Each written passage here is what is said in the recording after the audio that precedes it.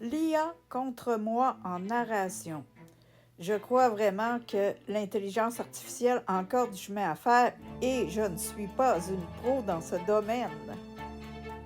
En voilà un exemple concret. Un appel inconnu amène un attroupement de policiers dans un quartier huppé de la ville.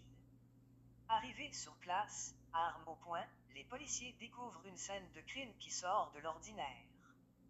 Une jeune femme est assise par terre, le dos contre le mur de la maison. Tout près d'elle gît un homme noir baignant dans son sang. La femme, les yeux hagards, regarde l'homme. Elle tient dans la main un couteau pointant le thorax du malheureux. Revenant de sa surprise, le chef de police interpelle la jeune femme. Mademoiselle, lâchez votre arme au sol et couchez-vous par terre, sur le ventre, les mains derrière le dos. Voyant qu'elle ne bouge pas, il répète son ordre. Toujours dans l'attente d'un mouvement de sa part mais qui n'arrive pas, le chef sent monter sa colère et son impatience. Une dernière fois, il réitère l'ordre en ajoutant: c'est un dernier avertissement avant que je ne donne l'ordre aux policiers de tirer. De nouveau, la jeune femme ne bouge pas. Le chef n'a plus le choix. Son bras maintenant levé, il s'apprête à agir, même s'il le fait à contre-cœur. Son devoir est de protéger les citoyens et cette femme est armée. Vous avez 5 secondes pour agir, ensuite il sera trop tard. 1, 2, 3, 4. Versus ma narration. Un appel inconnu amène un attroupement de policiers dans un quartier huppé de la ville. Arrivés sur place, armes au poing, les policiers découvrent une scène de crime qui sort de l'ordinaire. Une jeune femme est assise par terre, le dos contre le mur de la maison. Tout près d'elle gît un homme noir baignant dans son sang.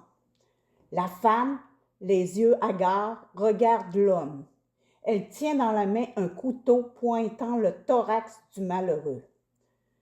Revenant de sa surprise, le chef de police interpelle la jeune femme. « Mademoiselle, lâchez votre arme au sol et couchez-vous par terre, sur le ventre, les mains derrière le dos. » Voyant qu'elle ne bouge pas, il répète son ordre.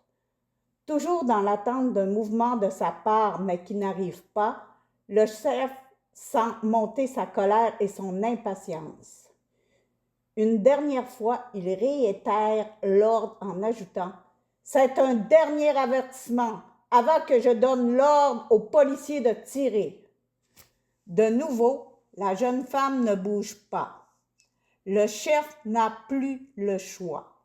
Son bras maintenant levé, il s'apprête à agir même s'il le fait à contre-cœur.